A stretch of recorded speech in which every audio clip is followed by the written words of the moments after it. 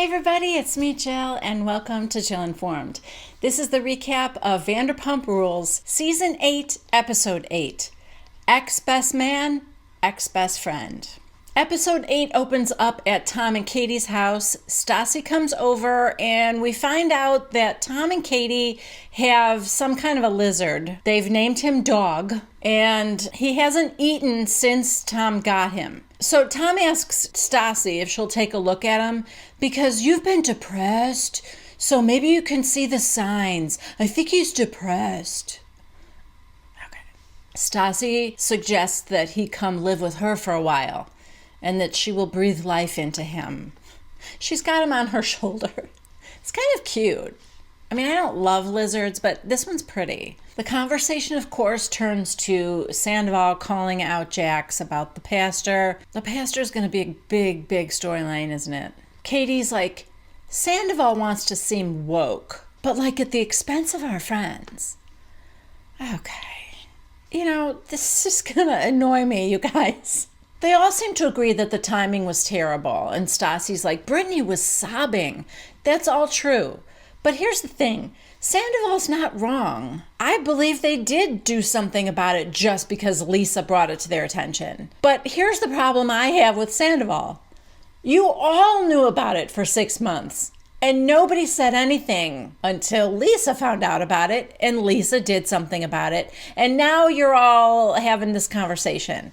So that's the part that irritates me. If you were up in arms about it, Sandaval, and you knew about it for 6 months, and this guy's continuing to tweet things, then, I don't know, let's say 4 months ago. Why didn't you say something to Jax then and say, listen, for 2 months now, this guy's been tweeting horrible negative things about the LGBTQ community and whatever, all this homophobic stuff. So that would have been the time to do it. Not after Lisa has already done something about it. Now we're at Jax and Brittany's house, and they are there with Sherry, Brittany's mom, and a big, giant seating arrangement on the table. They're figuring out where to put the guests. Brittany's like, this is hard. I know who the bridal party is, but... And Jax goes, well, hold on a second. I wouldn't be so sure about that because as of today, I'm going to be telling Sandaval that he's no longer in the wedding. Jax tells us in his confessional that Sandaval hasn't reached out to him in 4 days. Allegedly, because remember the last time Jax had a big fit about Sandaval not reaching out to him for one of his bachelor parties? And Sandaval's like, yeah, I did. And then Sandaval showed him the text. And Jax claims he didn't see it. And then Sandaval shows him where he replied to it. Yeah, I don't totally trust Jax. But anyway, he's saying I haven't heard from him in 4 days. And he said, I'm going to stop by Sir before we go out to dinner tonight and talk to him. You know, if Sandaval is very remorseful, then I'll be like, okay, man, well, you're welcome to come to the wedding. But either way, he's out of the wedding party. We check in with Sandaval and Ariana, and of course they're talking about it too. In Sandaval's confessional, he said, I mean, you know, Ariana is bisexual, so this pastor is basically speaking out against the love of my life. Back at Jax and Brittany's, Brittany is upset that Ariana hasn't reached out to her. What? Oh, God. Everyone has to come and kiss the ring of the king and queen because they're getting married. It's so obnoxious. Anyway, she thinks that Ariana doesn't think that their friendship is as important as she does. Boo-hoo. Again, Bridezilla Brittany is upset because I have to keep thinking about them and I want to pay attention to my seating chart. This is my wedding. I've been thinking about it since I was a little girl. Oh my God. Now the seating chart arrangement is some big sacred thing that we can't upset her for. It's ridiculous. I don't know. I guess in the back of my mind, I knew this day would come because everybody loved her so much and she just never wanted to get anybody mad at her or anything, but this wedding thing is not a good look on her. Plus, I have to say, after listening to Ben and Ronnie, the Watch What Crappens guys, they were so fired up about Brittany and Jax and this pastor being homophobic that it got me more fired up again. Now we are at Randall Emmett's Bel Air home, and Lala is like fixing the deck chairs or something, and he goes out there to talk to her. She says she's never going to go through a renovation again because they've been renovating this house for 1.5 years, and they're finally done, but it was, I don't know, too taxing for Lala, I guess. I'm pretty sure this was the house that Jeff Lewis was helping them renovate. So maybe it's Jeff that was too taxing to deal with. I don't know. Do you guys remember that? Did you guys watch Flipping Out when Randall and Lala were on? I'm pretty sure this was the house they were redoing. Anyway, Randall tells Lala that Jax keeps calling him about this Sandaval thing. And Lala is teasing him about being besties with Jax. Oh. So it is Randall and Lala that are going out to dinner with Jax and Brittany that night.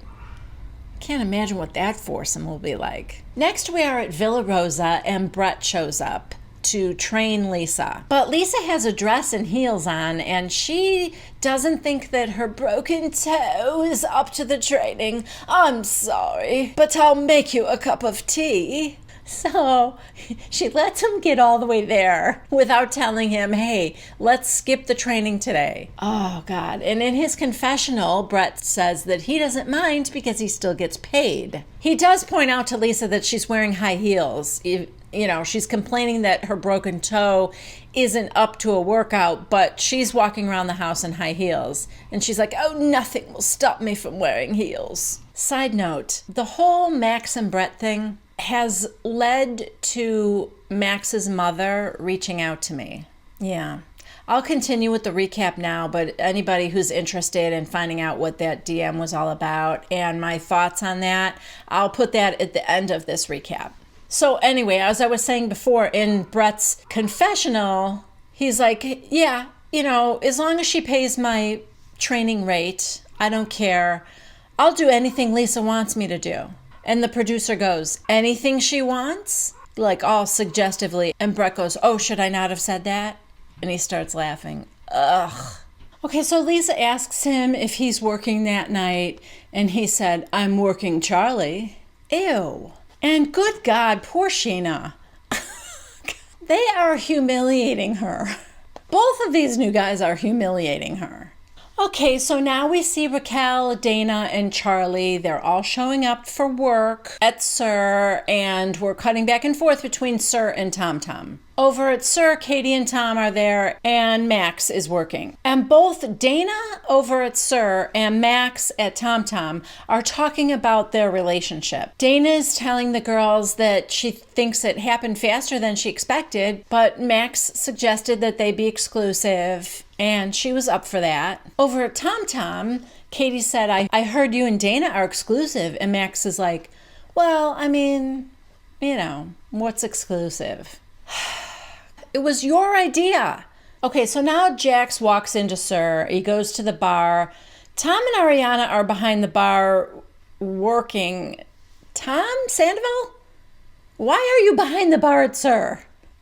I'll never understand that. Anyway, Jax asks if he can talk to him in the back. And, you know, Jax is coming in hot. Basically, he's like, so why have you not reached out to me? Do you have anything to say to me? And Sandaval looks confused. And Jax is like, you know, like, I don't know, sorry I made your fiance cry. Sorry I'm ruining things right before your wedding. According to Jax, when they found out about the pastor, they got rid of him. Yeah, 6 months later, well, this conversation doesn't go great, as you might imagine. Sandaval wants to explain something, but Jax doesn't want him to go into the past. And Sandaval said, you know, the only people who don't want to talk about the past are hypocrites and people who owe money. I've never heard that one before. Jax is like, look, okay, maybe it was wrong, but like, is it really worth it to have your friend upset on his wedding day? And Sandaval goes, that's why I talked to you at the bar like 30 feet away from everybody else. Jax has the same problem Brittany does. He's a groomzilla. I don't know if it's because he lives with Brittany and that's all she can talk about constantly 24/7 in the months leading up to the wedding. I would shoot myself in the head. But It's either rubbing off on him or he is just exactly the same way. Anyway, this is where we get the scene that's been teased all season about Sandaval saying, "Dude, do you even know me?" And Jax goes, "I thought I did." Sandaval is like, if you just want a person around you that's a yes man, that it just agrees with everything you say, then I'm sorry, but that's not me. I will never be that person. And Jax said, "The only person I'm having a problem with is you. You are the only person. And if you think I'm going to have you in my wedding, then you've got to be fucking kidding. I'm not even having my own mother in my wedding because I don't want to deal with her. You think I'm going to deal with you?" Side note, didn't you just say the only person you're having a problem with is Sandaval? Anyway, he's like, "I can't believe you would do this a week and a half before my wedding."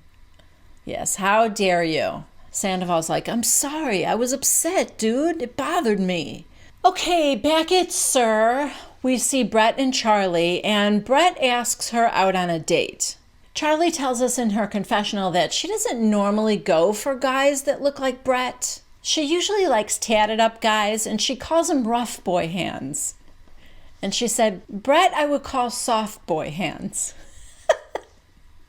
But a millionaire that she met at an Emmy party told her you should always say yes at least once, because then it keeps them guessing. So she said yes to Brett. Next, we are at a restaurant called Bottlefish, and it is the dinner with Brittany and Jax and Rand and Lala. Jax immediately treats the group like he is in a therapy session. He goes on and on about the Sandaval thing and their wedding and blah, blah, blah, blah, blah. God. Do you think Lala and Rand are going to be like this when they're getting married?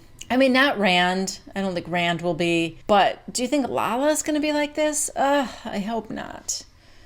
Probably not, because Lala will it's probably just going to be super expensive and done by professionals, and it won't have to be all these like janky bachelor party, bachelorette things that, like, she might have a bachelorette party with her friends, but I bet like the showers and everything are going to be more professionally done, and I don't think anybody's going to have to give them a second thought. Maybe. I don't know. Like I said, Jax is telling them all about his conversation with Sandaval, and he tells them, and Brittany, because I don't think he told her yet, that he disinvited Sandaval from the wedding altogether. Not a best man, not even invited to come to the wedding. So Brittany starts to say, well, I mean, it's not like it was fun. It was okay for Sandaval to question us, but Jax stops her. What? Why are you saying that? Don't say that. Don't defend him now. Don't do that. You're making me look bad. Oh, boy. Okay. That's super healthy. A little bit of the real Jax came out. You know how Jax has been on his best behavior all last season and so far this season? Yeah, I think the dam is about to break on that, because we just got a peek of it. You know, if I'm being honest, it reminded me a little bit of James. Little controlling, a little paranoid, a little demanding. It wasn't okay for him to question it. You're making me look like a fool, Brittany. Yikes. We're getting some looks from Rand and Lala like, ooh, what is going on there? Then the waitress comes and Randall orders the fried chicken sandwich without the bread and twice the fried chicken. You might think, oh good, he's omitting the bread, so he's not doing carbs. But it's fried, so I'm sure there's breading on the chicken. That's one thing. But the other is, you know how when you go to a restaurant and the portions are so huge usually that you've either have leftovers or you're wasting food? This guy doubled the amount of chicken. That's a lot of chicken. And then, am I getting this right? Did he ask Lala permission to go to the bathroom? Kind of think he did. This dinner was strange, you guys. Oh, did I mention that Jax also went on a rant about Sandaval's girlfriend, Ariana, and how he should get his girlfriend figured out first? She doesn't even know her sexuality. It changes every day. I mean, you do realize you're saying that in front of Lala, Jax, right? Now Brittany is asking Lala advice about Ariana. And Lala tells her that Ariana is like a wet blanket and that she wouldn't want her at her wedding. What is going on here? Lala, you'd had sex with Ariana. Did you guys get in a fight or something? I'm confused. In her confessional, Lala goes on to say that Sandaval and Ariana are living on their high horse while the rest of us just want to cut them. Why? What am I missing? Oh my God. Now Jax comes back to the table. I did not realize he had gone to the bathroom with Rand, but make of that what you will. So he comes back to the table and Jax goes, the only reason I didn't ask Randall to be in the wedding is because I thought he was going to be in production, but now that I know he's not, and Lala's got a big smile on her face. Are you kidding me? Now Randall gets his fried chicken, which he's very excited about. Side note, it looks delicious. It does. Brittany goes, Randall, I love you. I really do. And Jax goes, I couldn't have been more wrong about someone. And Randall's like, thank you. What did he not like Randall? I can't remember. I know James had a few choice words for Randall, but did Jax? Probably, knowing Jax. Jax tells us that Randall is such a loving, giving person. And then we see a little montage of places they've gone, all the trips they've gone on together in Randall's private jet. So I'm not saying Jax is a user, but the relationship seems a little one-sided. And then, oh boy, Jax gets down on one knee with a cocktail, holding a cocktail out. I don't know what that was. I guess to be in place of a ring. And he proposes to Randall that he be in his wedding next week. And Randall says yes, that he feels honored. Because wouldn't you be honored to be asked to be in someone's wedding at the last minute? Because they got in a fight with their best friend and he kicked him out? Yeah. Now we're back at Tom. Both of the Toms are there. Ariana is there. Beau is there. I don't see Stassi, but I assume she's around. And Ariana tells Katie and Beau that Jax went off on Sandaval and disinvited him from the wedding altogether. Katie actually thinks that Jax went too far. Of course, she doesn't like that Sandaval brought up the preacher and got Brittany all upset because, God forbid, we get Brittany upset. But she does think that disinviting him altogether was going too far. So now Sandaval goes off to tell Tom Schwartz the news about him not being his co-best man. And Schwartz does not take that news very well. It's very cute, actually. The two of them end up crying. That, of any relationship, past or present, on Vanderpump Rules, the relationship that will stand the test of time is Tom Schwartz and Tom Sandaval. Schwartz is like, oh no, I feel sick. Tom Schwartz does get Sandaval to agree that his timing was really bad and that he could have just waited a couple weeks to talk to Jax about it. I agree, because again, if you're trying to affect a change, then I understand it. Talk to him, try to get him to not have this preacher officiate at his wedding. That it would be offensive to Ariana. It's offensive, period. But the fact that it had already been resolved, it is just something that could have waited. But like I said, they're very sweet and they're teary-eyed, and Schwartz is like, we were supposed to try on our groomsmen tuxes tomorrow. And he's like, yeah, I know.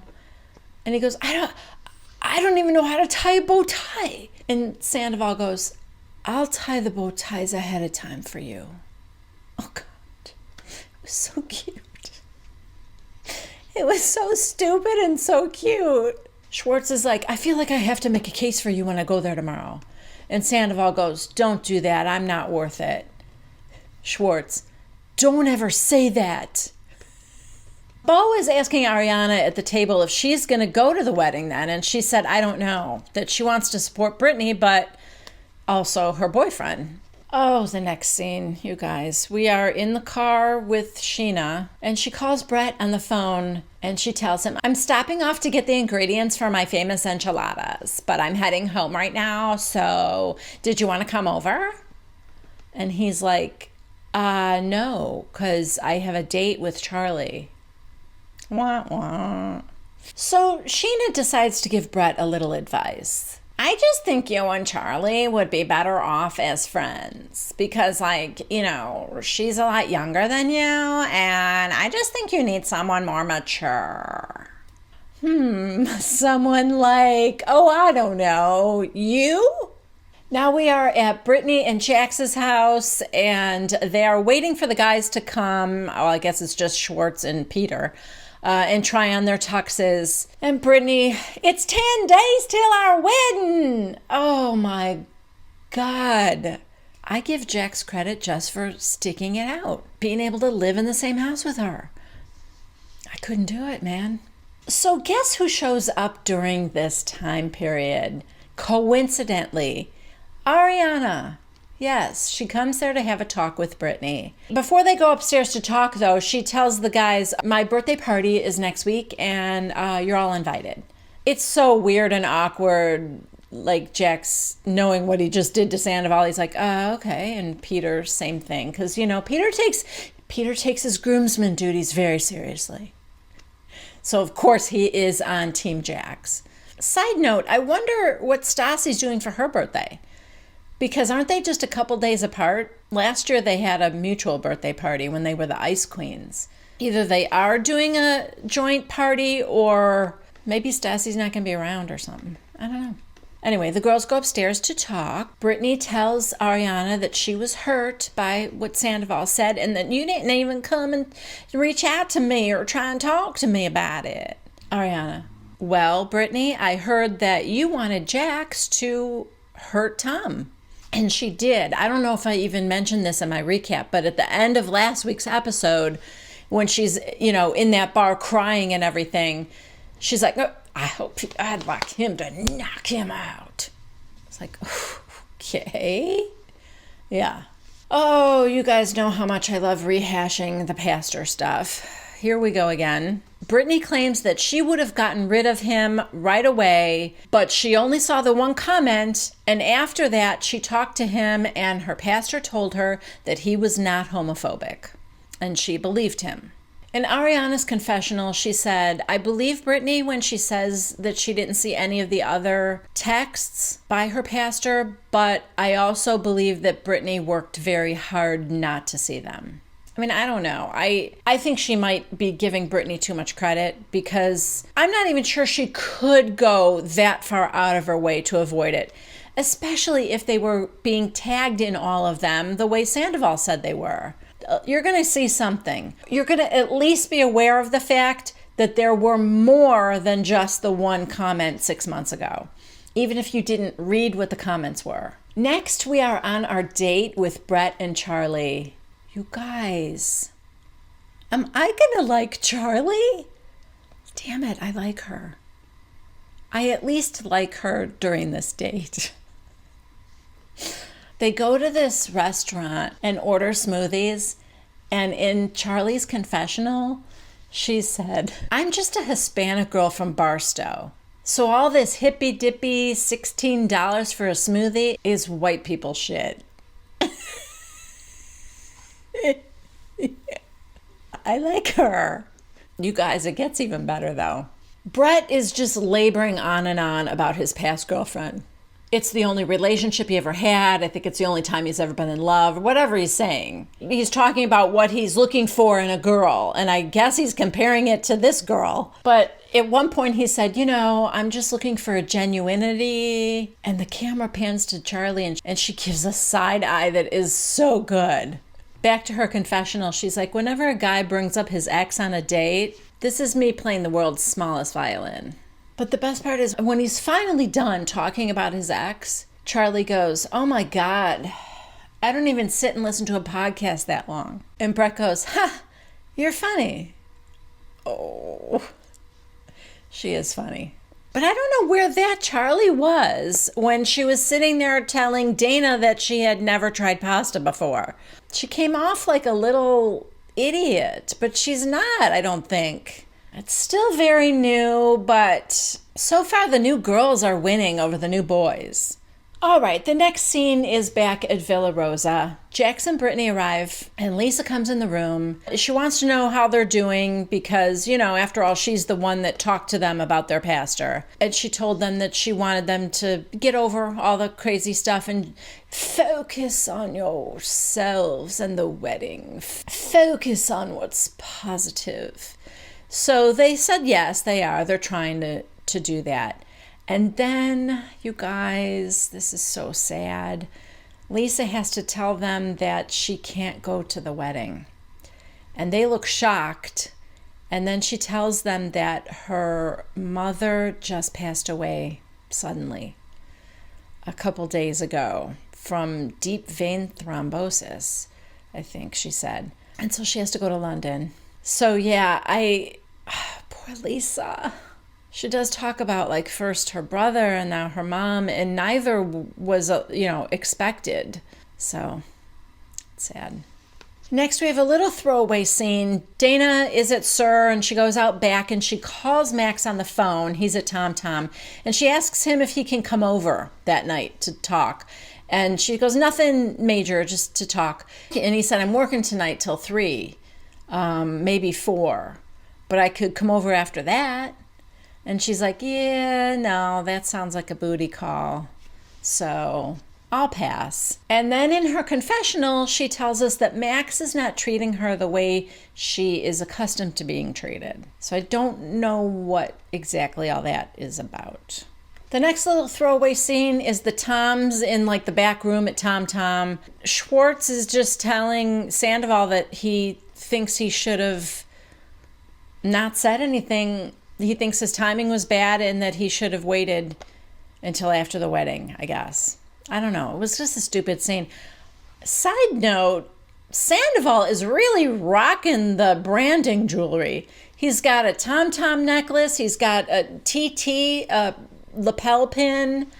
I mean, not that I can complain. I have a Jill Informed necklace. But, yeah, he is all in with the branding. Now Ariana shows up and she's sitting at a table with Lala and Stassi. Both of them would like her and Sandaval to apologize and go to the wedding, just make nice until the wedding's over, which seems to be the general consensus of everybody. It's like everyone has agreed that the days, weeks, months leading up to the wedding is off limits for saying anything negative about them.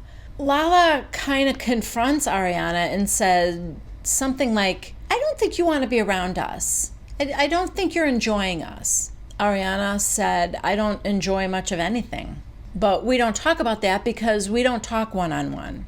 There are times that I feel like driving off the freeway, but I don't talk about it because we don't have that kind of relationship. Lala and Stassi both say separately in each of their confessionals that they understand and that they've had that feeling themselves. She tells them that if she were to just suck it up and go to the wedding, that she would be miserable and probably bring everybody down, and that's what she's afraid of doing, and that's why she's really considering not going, and also to support her boyfriend. Lala and Stassi are sympathetic, and Lala does say that I would hope that if you ever felt that way again, that you felt like you could call me. Meanwhile, Sandaval is texting Jax. It says, I 1,000% respect your decision not to have me at the wedding. I'm most definitely really sad about it, but this is y'all's big day. Y'all. Was that a nod to Brittany? Maybe. Have a blast and let me know if you need anything. Now Ariana comes to sit down next to him and she's like, what are you doing? And he goes, oh, I'm texting Jax. And you can see his phone and holy crap, the message he's actually sent is about 10 times longer than what I just told you guys. Anyway, he can tell that she's been crying and he's like, what's wrong? And she goes, it's not them. I don't want you to think it's them. They were very nice to me. But this whole, why don't you come to me? This is a safe space. In what universe is going to these people a safe space? I get it. Anyway, this is really sad. I mean, Ariana is kind of breaking down. She just wants to leave. She wants to start her life over and become an olive farmer, maybe. She tells him she wants to leave her life and never see anyone again. And Sandaval hugs her, and he tells her that he wants her to be honest like that. He would never want her to hide her true self. That's how he wants her to be. I think he says, I wouldn't have you any other way. It really is sweet.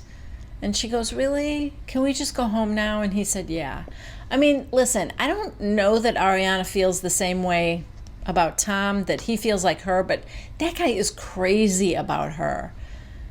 He's making all kinds of compromises about his life. He wants to be married. He wants to have children. She wants none of those things. And he wants her more than any of that. So, yeah, it was sweet. And that was the end of this episode. If you haven't already, please subscribe, give this video a thumbs up, and leave your comments down below. I always love to hear from you. Okay, so for those of you who are interested, Max's mother sent me a DM. The overall tone of the message was very kind, thoughtful, flattering. She told me that she was a fan of my channel and that she's been listening to me before Max was ever even on Vanderpump Rules. But the general gist of the comment is that she is asking me to not judge Max and Brett so harshly.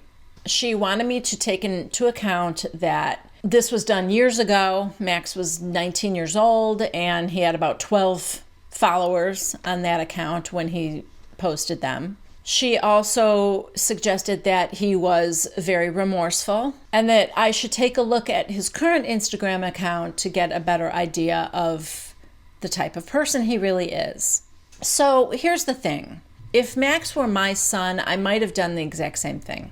I would want somebody to take into account that he was young and stupid and that he has changed and that he's a good person. I also, if I'm being honest, give her a lot of credit for continuing to watch my channel after the way I have been talking about Max and Brett. She's a better person than I am because I don't think I could do it. But this is the bottom line. I don't think I'm an unfair person. But at the same time, my recaps are my opinions. I don't work for Bravo. I'm not trying to be fair and impartial. This is not a news program. I'm not trying to see both sides of a situation, even though I often do try and see the other side of something. Sometimes I'll be trying to figure out someone's motivation. But I have feelings about all these people, and I don't expect everybody to agree with me. I do not. That's okay with me. And I understand that Max's mom would like to try and change my opinion of him. And sometimes people can change my opinion. When I get more information or when I'm presented with another angle, I am certainly open to learning and seeing things in a different way. And sometimes that does change my opinion. And you guys know that because it's you guys in the comments that do it. And I've agreed with you, changed my mind, and that kind of thing. But the problem that I have with Max and Brett is twofold. Let me start by saying that I broke one of my rules. When I started recapping these shows, I never wanted outside information to influence me. I wanted my recap to be strictly based on what I was seeing during that episode. And then I would recap what happened, and then I would talk about what happened or how I felt about what happened. Only what happened on the show. I didn't want to be influenced by things I might have seen on social media or in the news or anything else, because a lot of that can be unsubstantiated rumors and that kind of thing.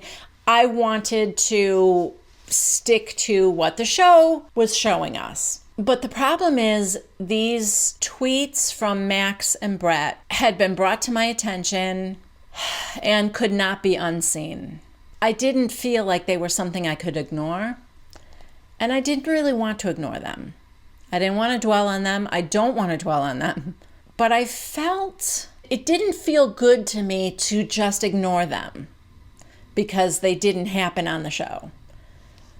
This felt a little different to me. And what I said before, I stand by. Everybody growing up in their teens and early 20s say and do stupid things. We've all done it. We've all been there. It's part of growing up. But not all teens say things that are racist. I was 19 once. My husband was 19. My daughter was 19. My siblings were 19. We've all managed to go through puberty and awkwardness and all that and come out on the other side without having said something racist. And I don't say that because I'm trying to say that we're perfect. Far from it. But because those thoughts weren't in our heads.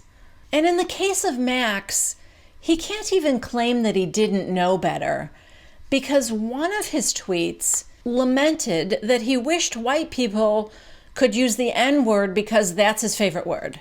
I mean, come on.